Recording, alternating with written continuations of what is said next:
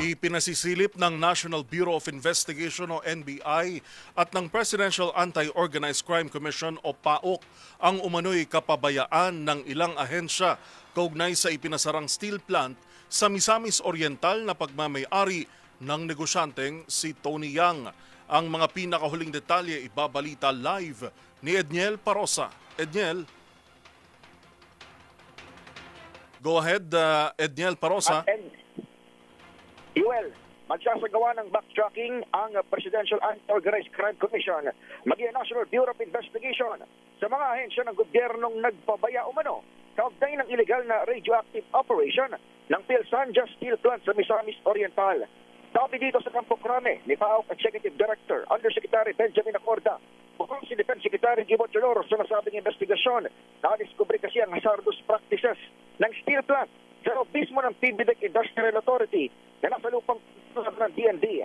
Una nang binanggit ni Chidoro na pag-aari ang kumpanya ng Chinese national na si Tony Yang, kapatid ng former Duterte advisor na si Michael Yang.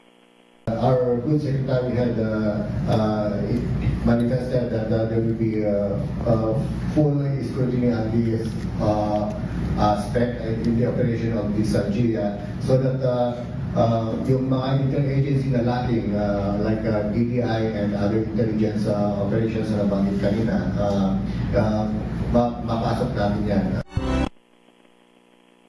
Ayon kay NBI Director Melvin Matibag, malaki ang impluwensya ni Yang sa nagdaang administrasyon. Kaya tututukan nila ang nasabing period mula ng simula ng kumpanya 2017. Michael Yang is a very powerful personality at that time. Tapos is the special envoy to China also. Then the personalities involved, maririnig natin, even the materials. There are initial reports na nagagaling sa China, but it's yet to be validated. Umabot sa 69 na Chinese nationals at isang Pilipino ang naarasto sa raid ng PAOK, NBI at Armed Forces of the Philippines.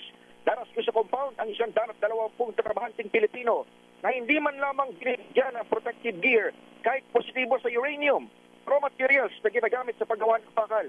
Samantala, may 5 pang incorporators na kinabibilangan ng 2 Chinese at 3 Pinoy patuloy na hinahanap ng otoridad.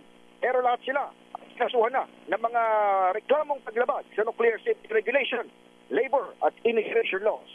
Mula rin sa Campo Crame para sa NBC TV Network News.